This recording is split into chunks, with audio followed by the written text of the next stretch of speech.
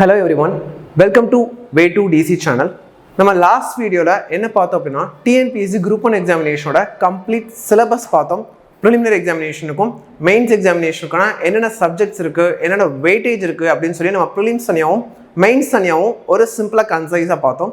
So இன்றைக்கு வீடியோவில் என்ன அப்ஜெக்ட்னு பார்க்கும்போது இந்த வீடியோவில் வந்து என்னென்ன சோர்ஸ் புக்லாம் கண்டிப்பாக ஃபாலோ பண்ணணும்னு சொல்லக்கூடியது, எஸ்பெஷலி குரூப் 1 எக்ஸாமினேஷன் ப்ரிப்பேர் பண்ணுறவங்களுக்கு ப்ரிலிம்ஸ் எக்ஸாம் சரி மெயின்ஸ் எக்ஸாம்லேயும் சரி இதோட பேசிக் சோர்ஸ் புக் என்ன, எதை ரெஃபர் பண்ணணும், எதை வந்து நம்ம வந்து டெய்லி ஸ்டடி மெட்டீரியல் வந்து ஃபாலோ பண்ணணும்னு சொல்லக்கூடிய விஷயம் தான் இந்த வீடியோட அப்ஜெக்டிவ்.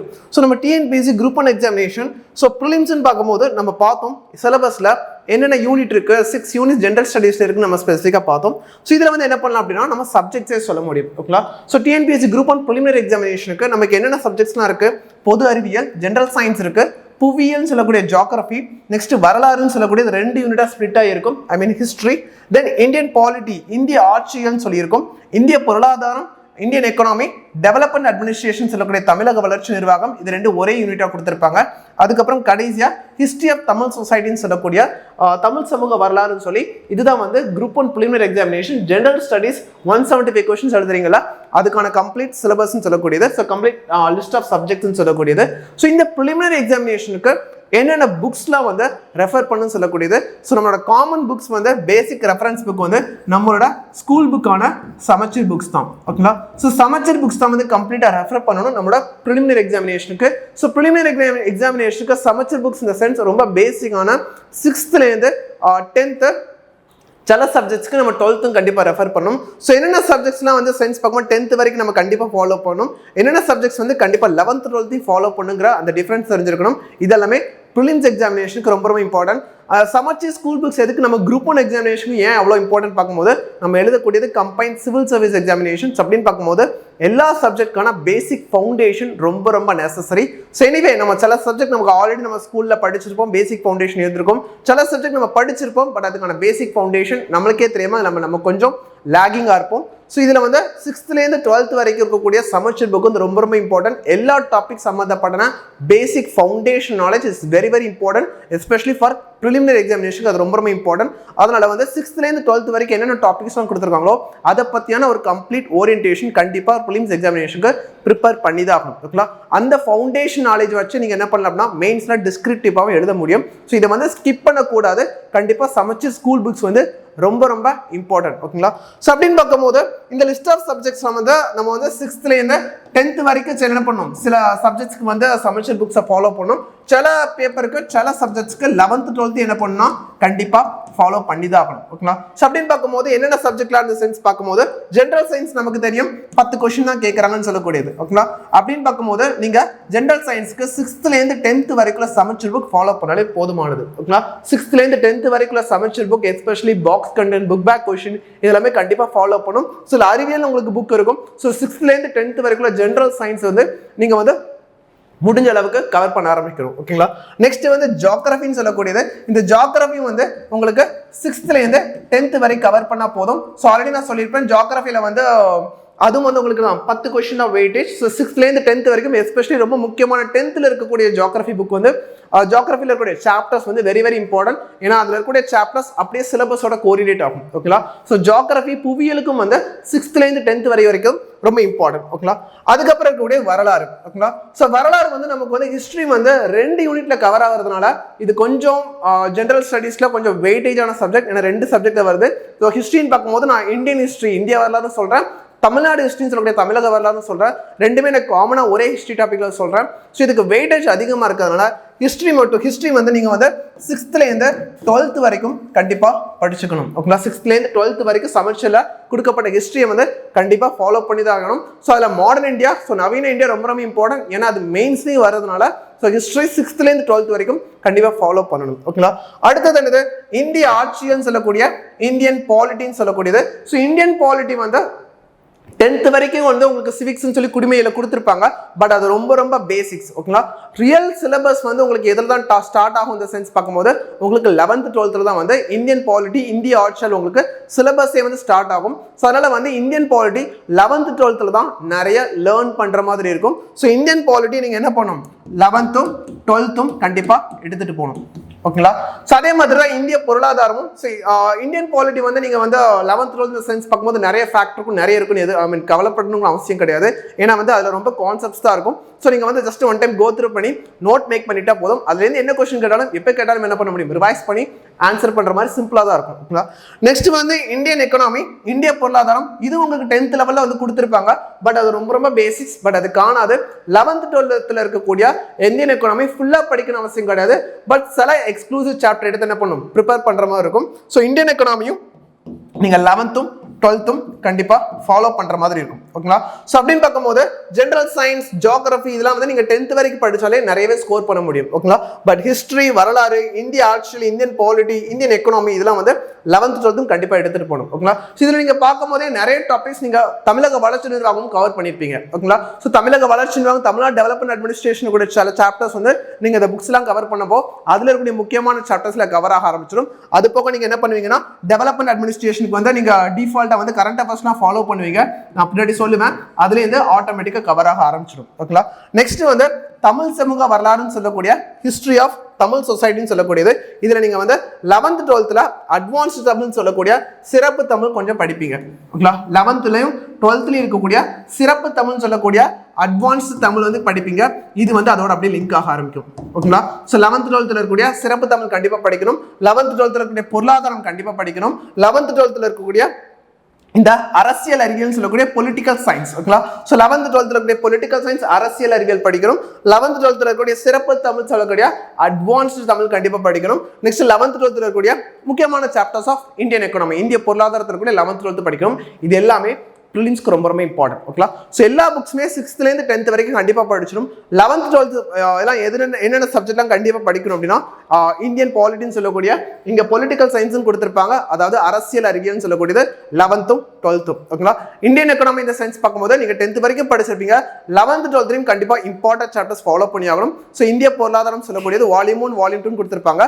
அதையும் கண்டிப்பா ஃபாலோ பண்ற மாதிரி இருக்கும். Next history of Tamil society, அதை ஹேண்டில் பண்றதுக்கு 11th 12th சிறப்பு தமிழ் கண்டிப்பா ஃபாலோ பண்ணணும். ஓகேங்களா. இதெல்லாம் ஃபாலோ பண்ணி நீங்க கரண்ட் ஈவெண்ட்ஸ் நான் ஸ்பெசிஃபிக்கா சொல்லுவேன். அதையும் நீங்க ஃபாலோ பண்ணும்போது உங்களுக்கு ப்ரிலிம்ஸ் வந்து ரொம்ப கம்ஃபர்டபுளா இருக்கும். பிகாஸ் நீங்க வந்து இப்போ நீங்க படிக்கிறீங்க, ஸ்கூல்ல இதை படிச்சது தான். பட் ஸ்கூல்ல வந்து மார்க்குக்காக ஸ்பெசிஃபிக்கா படிச்சிருவோம். இப்போ எக்ஸாமினேஷனுக்காக அண்டர்ஸ்டாண்ட் பண்ணி ஸ்பெசிஃபிக்கா படிப்போம். ஸோ இந்த அண்டர்ஸ்டாண்டிங் தான் நமக்கு ப்ரிலிம்ஸ்ல ஸ்கோரா மாறும். ஓகேங்களா. ஸோ இந்த புக் வந்து வெரி வெரி எசென்ஷியல். எதுக்காக அப்படின்னா நம்மளோட குரூப் 1 ப்ரிலிமினரி எக்ஸாமினேஷனுக்கு இந்த மெயின் சப்ஜெக்ட்ஸ் எல்லாத்தோட பேசிக்ஸ் எல்லாமே என்ன பண்ணிட்டீங்கன்னா நீங்க ஸ்கூல் புக்ல இருக்கக்கூடிய 6thலேருந்து 12th வரைக்கூடிய புக்ல எல்லாமே லேர்ன் பண்ணிடுவீங்க ப்ராப்பர் அண்டர்ஸ்டாண்டிங்கோட. ஓகேங்களா. இந்த அண்டர்ஸ்டாண்டிங்கோட என்ன பண்ணிடலாம் அப்படின்னா குரூப் 1 ப்ரிலிமினரி எக்ஸாமினேஷன் ஈஸியா நீங்க எதிர்பார்த்த ஸ்கோர் வந்து ஸ்கோர் பண்ண முடியும். அடுத்தது வந்து மெயின்ஸ் எக்ஸாமினேஷன். ஓகேங்களா. ஸோ மெயின்ஸ் எக்ஸாமினேஷன் சொல்றேன். இப்போ நீங்க குரூப் 1 ப்ரிலிமினரி எக்ஸாமினேஷன் ஒரு செட் ஆஃப் ஐடியாஸ் ப்ரிப்பேர் பண்ணிருப்பீங்க. இதோட எலாபரேட் பண்ணி என்ன பண்ணோம்னா குரூப் 1 மெயின்ஸ் எக்ஸாமினேஷனுக்கு. ஸோ குரூப் 1 மெயின்ஸ் எக்ஸாமினேஷன் இந்த சென்ஸ் பார்க்கும்போது இந்த மாதிரி புக்ஸ்லாம் நம்ம படிக்கிற மாதிரி இருக்கும். சென்ஸ் பார்க்கும்போது இதெல்லாமே ரெஃபரன்ஸ் புக். ஓகேங்களா. நீங்க சமச்சர் புக்ங்கிறது வந்து நான் ஸ்டடி மெட்டீரியலாவே சொல்ல முடியும். ஸ்டடி மெட்டீரியல்னா you have to cover every page. ஓகேங்களா. ஸோ எவ்ரி பேஜ் வந்து ரீட் பண்ற மாதிரி இருக்கும். பட் இதெல்லாம் ரெஃபரன்ஸ் புக்னா இதுல இருக்கக்கூடிய செலக்டட் சாப்டர்ஸ் மட்டும் எடுத்து படிச்சா போதும். ஓகேங்களா. ஸோ நான் வந்து பெரிய புக்ஸா இருக்கு நீங்க ஒரி பண்ணிக்க வேண்டாம். அந்த புக்ஸ்லோட செலக்டட் சாப்டர்ஸை பிக் பண்ணி அது உங்களுக்கு ஏற்ற மாதிரி நோட்ஸா கன்வெர்ட் பண்ணிட்டீங்கன்னா நீங்க ஒரு பெட்டரான ஆன்சரை எக்ஸ்க்ளூசிவா எழுத முடியும். ஓகேங்களா. இதுல வந்து குரூப் 1 மெயின்ஸ் எக்ஸாமினேஷனுக்கு என்னென்ன புக்ஸ்லாம் பேசிக்கா கண்டிப்பா ரெஃபர் பண்ணணும்னு சொல்றேன். இது reference book, not study material. ஓகேங்களா. ஸோ அதுல வந்து ஜெனரல் ஸ்டடிஸ் 1ல வந்து நம்ம என்னென்ன சப்ஜெக்ட்ஸ்லாம் இருக்கு நம்ம நினைத்து பார்த்தோம். ஸோ இதுல வந்து ஹிஸ்டரி உங்களுக்கு வந்து மாடர்ன் இந்தியா வந்து ஸ்பெசிஃபிக்கா இருக்கும். சமூக பிரச்சனைகள் சொல்லக்கூடிய சோஷியல் இஷ்யூ உங்களுக்கு இருக்கும். அடுத்தது வந்து எத்திக்ஸ் வந்து உங்களுக்கு இருக்கும். ஓகேங்களா. இதுல வந்து ஹிஸ்டரி வந்து நீங்க ஆல்ரெடி என்ன பண்ணிருப்பீங்க 11th 12th வரைக்கும் என்ன பண்ணிருப்பீங்க ஹிஸ்டரி வந்து ஸ்பெசிஃபிக்கா படிச்சிருப்பீங்க. அந்த மாடர்ன் இதை வச்சு உங்களுக்கு ஒரு பேசிக் ஃபவுண்டேஷன் நாலேஜ் இருக்கும். அதை வச்சு உங்களால என்ன பண்ண முடியும் டிஸ்கிரிப்டிவா தாராளமா எழுத முடியும். ஓகேங்களா. இது வந்து அடிஷனல் ரிசோர்ஸ் தான். ஓகேங்களா. அடிஷனல் ரிசோர்ஸ் இது இன்னும் கொஞ்சம் உங்களுக்கு மார்க் ஸ்கோர் பண்ண கொடுக்கும். பட் வந்து நீங்க அதை ப்ரிப்பேர் பண்ணிருக்கீங்க பார்க்கும்போது அதுல இருந்து உங்களை மேக்ஸிமம் கண்டிப்பா ஸ்கோர் பண்ண முடியும். ஓகேங்களா. I will be sure about that. So இதுல வந்து ஹிஸ்டரி இன் த சயின்ஸ் வந்து இந்தியா ஸ்ட்ரகிள் ஃபார் இண்டிபெண்டன்ஸ். ஓகேங்களா. பிபின் சந்திராவோட book India struggle for independence. இது வந்து நீங்க என்ன பண்ணிக்கலாம் ரெஃபரன்ஸ்க்கு யூஸ் பண்ணிக்கலாம் ஃபார் இங்கிலீஷ் மீடியம். அதே தமிழ் மீடியம் பார்க்கும்போது இந்திய விடுதலை போராட்ட வரலாறு பை கே வெங்கடேஷன். ஓகேங்களா. அந்த புக் நீங்க என்ன பண்ணிக்கலாம் ரெஃபரன்ஸ்க்கு யூஸ் பண்ணிக்கலாம். நான் மறுபடியும் சொல்றேன், it's just a reference book. Important chapters pick பண்ணி மட்டும் நீங்க என்ன பண்ணிக்கலாம் போதும் ரெஃபர் பண்ணிக்கிட்டா போதும். ஸோ இது வந்து ஹிஸ்டரிக்கு போதுமானது. ஓகேங்களா. நெக்ஸ்ட் யூனிட் இருக்கு சமூக பிரச்சனைகள்னு சொல்லக்கூடிய சோஷியல் இஷ்யூ. இந்த சோஷியல் இஷ்யூக்கு வந்து என்ன பொறுத்தல புக் தேவை கிடையாது.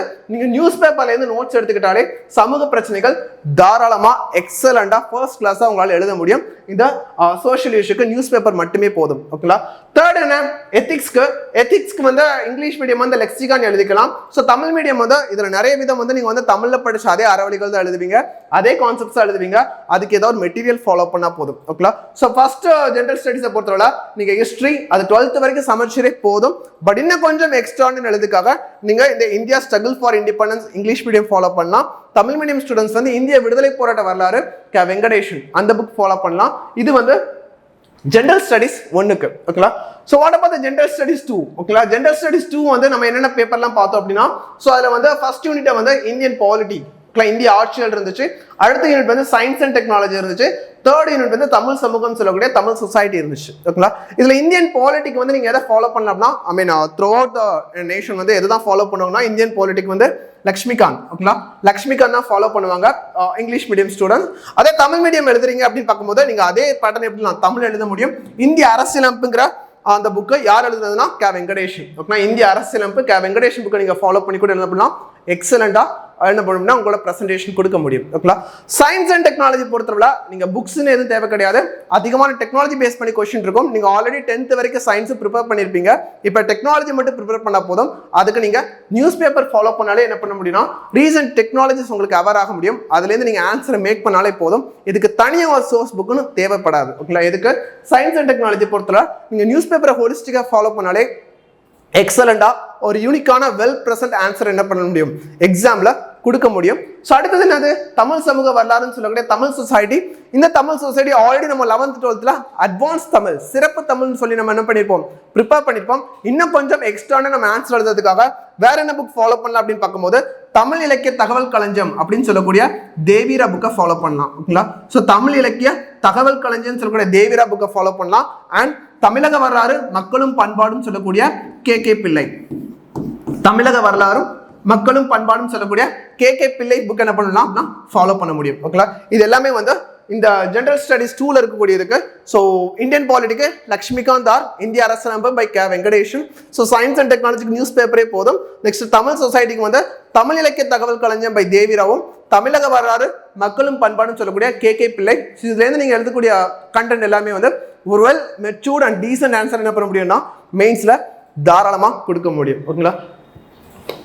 ஸோ நெக்ஸ்ட் பேப்பர் நெக்ஸ்ட் வந்து ஜெண்டர் ஸ்டடீஸ் 3. ஸோ இதில் என்னென்ன யூனிட்லாம் நம்ம பார்த்தோம் அப்படின்னா ஃபர்ஸ்ட் ஜியோகிராஃபி பார்த்தோம். அடுத்தது வந்து என்விரான்மெண்ட் அந்த டாபிக் பார்த்தோம்.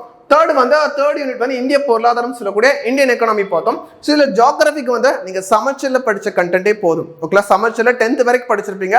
இந்த மெயின்ஸ் எக்ஸாமினேஷனுக்காக 11th 12th ஒரு சில சாப்டர்ஸ் மட்டும் படிச்சா போதும். எல்லா சாப்டர்ஸ் படிக்கணும் அப்படி கிடையாது. சம் செலக்டிவான சாப்டர்ஸை பிக் பண்ணி நீங்க மெயின்ஸுக்காக என்ன பண்ணலாம். ஏன்னா 11th 12th நமக்கு வந்து புவியியல் இருக்கும். அதுல கூட செலக்டிவ் சாப்டர்ஸை பிக் பண்ணி தாராளமா அதை வச்சு நீங்க என்ன பண்ண முடியும்னா நல்ல வெல் டீசென்டான மெயின்ஸ் ஆன்சர் ரேட்டிங் கொடுக்க முடியும். இந்த இந்திய புவியியல் சொல்லக்கூடிய இந்தியன் ஜியோகிராஃபிக்கு இதுக்கு எந்த விதமான அடிஷனல் சோர்ஸ் புக்கும் தேவைப்படாது. ஓகேங்களா. அடுத்தது என்ன இருக்கு என்விரான்மெண்ட். ஸோ என்விரான்மெண்ட் இருக்குன்னு பார்க்கும்போது இந்த சுற்றுச்சூழல் சம்பந்தப்பட்ட விஷயம் வந்து நீங்க நியூஸ் பேப்பர்ல இருந்து என்ன பண்ணலாம் நல்லா எழுதிக்க முடியும். அது மட்டும் இல்லாம சமச்சீர். ஓகேங்களா. இந்த ரெண்டு இதை வச்சு என்ன பண்ண முடியும் அப்படின்னா நீங்க வந்து என்விரான்மெண்ட் சம்பந்தப்பட்ட கொஸ்டினுக்கு தாராளமா ஆன்சர் பண்ண முடியும். இதுக்கு நீங்க நியூஸ் பேப்பர் நல்லா க்ளோஸா வாட்ச் பண்ணீங்க அப்படின்னா அதுலேயே நிறைய கண்டென்ட் கொடுக்கும்.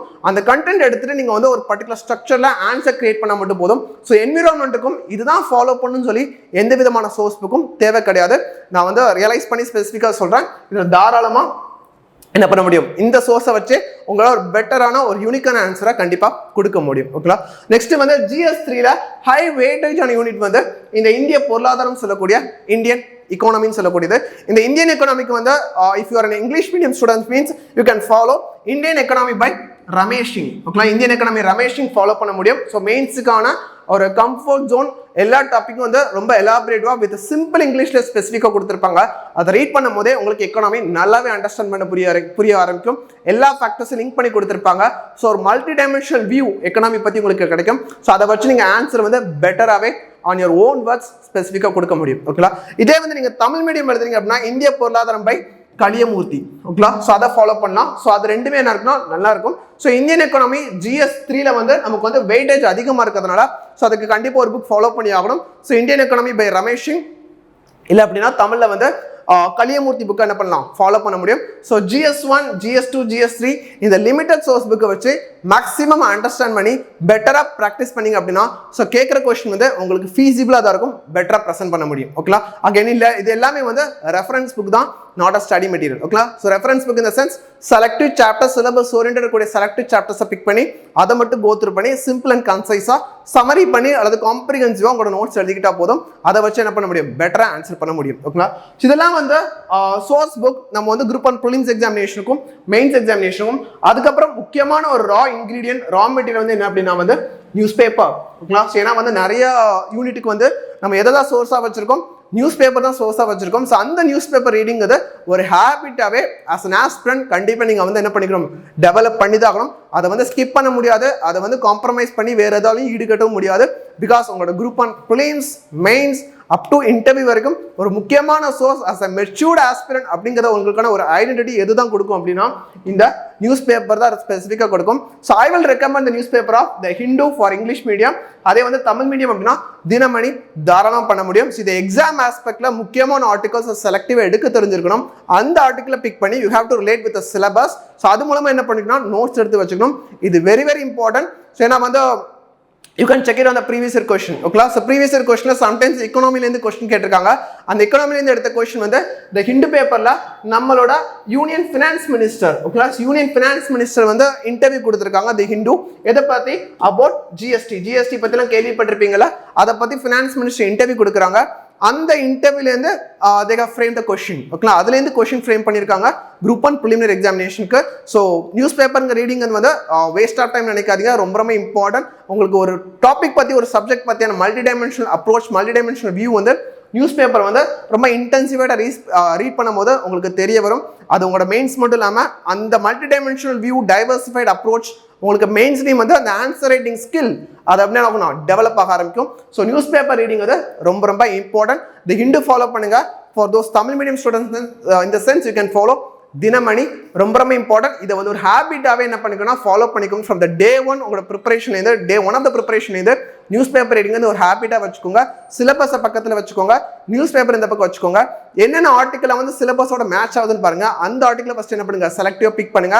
அந்த ஆர்டிக்கலை மட்டும் ரீட் பண்ணி டெஃபினட்டாக அதில் என்ன சொல்ல வராங்கன்னு புரிஞ்சுக்கிட்டு அதில் முக்கியமான பாயிண்ட் மட்டும் நோட்ஸாக மேக் பண்ணிக்கோங்க. ஓகேங்களா? அது ரொம்ப ரொம்ப இம்பார்ட்டன்ட். நீங்கள் நோட்ஸ் மேக் பண்ண ஒரு சர்டைன் நோட்ஸ் வந்து கலெக்டிவ் எடுத்து வச்சிருப்பீங்களா, அதுதான் ரொம்ப important raw source, important raw material for your mains examination. ஓகேங்களா? அது ரொம்ப ரொம்ப யூனிக்கானது. அது நீங்களா ஸ்பெசிஃபிக்காக எடுத்தது. அதை என்ன பண்ண முடியும்னா ரீகலெக்ட் பண்ணி எக்ஸாமில் கொடுக்குறது ரொம்ப ரொம்ப ஈஸி.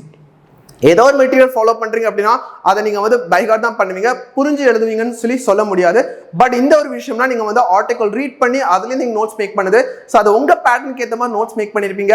ஸோ எக்ஸாம்ல வந்து ரீகலெக்ட் பண்ணி ப்ரெசென்ட் பண்றதுக்கு கண்டிப்பா வந்து அது ரொம்ப ஃபீஸிபிளா இருக்கும். ஸோ அதனால வந்து நியூஸ் பேப்பர் ரீடிங் வந்து ரொம்ப ரொம்ப essential habit for the group 1 examination. So அதை நாளையிலேருந்து ஃபாலோ பண்ணுங்க. விச் மீன்ஸ் நீங்க எப்போ குரூப் 1 ப்ரிப்பரேஷன் ஸ்டார்ட் பண்றீங்களோ ஃப்ரம் த டே 1 இது கண்டிப்பா உங்களோட ஷெட்யூல்ல கண்டிப்பா இருக்கணும். இதை வந்து நான் மேண்டேட்டரியா கூட இப்ப இருக்கக்கூடிய காலகட்டத்தில் நான் ஸ்பெசிஃபிக்கா சொல்றேன். ஓகேங்களா? ஸோ அதுக்கப்புறம் வேற என்ன சார் நீங்க ஃபாலோ பண்ணும், உங்களோட ஸ்டடி ஷெட்யூல வந்து கண்டிப்பா இதுவும் ஃபாலோ பண்ணும். முக்கியமான வெப்சைட்ஸ் அண்ட் மேகசின்ஸ். ஓகேங்களா? ஸோ இப்போ இருக்கக்கூடிய சம்டைம்ஸ் இருக்கக்கூடிய ப்ரிலிம்ஸ் எக்ஸாமினேஷன் இருக்கட்டும், மெயின்ஸ் எக்ஸாமினேஷன் இருக்கட்டும், சில கொஸ்டின் வந்து உங்களோட ஜென்ரல் அவேர்னஸ் அதிகமாக செக் பண்ற மாதிரி இருக்கும். ஸோ ஜென்ரல் அவேர்னஸ் செக் பண்றீங்க அந்த சென்ஸ் பார்க்கும்போது அது ஒன்லைனர்ல கிடையாது, ஸ்டேட்மெண்ட் பேசிஸை கொடுத்து செக் பண்ணுவாங்க. விச் மீன்ஸ் அந்த ஜென்ரல் அவேர்னஸ் வந்து எந்த அளவுக்கு வைட் அண்ட் டெப்த் நீங்க வந்து புரிஞ்சு வச்சிருக்கீங்கிற அடிப்படையில் தான் என்ன பண்றாங்க, கொஸ்டினும் ஸ்பெசிஃபிக்கா இருக்கு. ஸோ அதனால வந்து டெய்லி பேசிஸ்ல உங்க ஸ்டடி ஷெட்யூல்ல இந்த மாதிரியான வெப்சைட்ஸ் வந்து அப்பப்ப you have to look at for some time.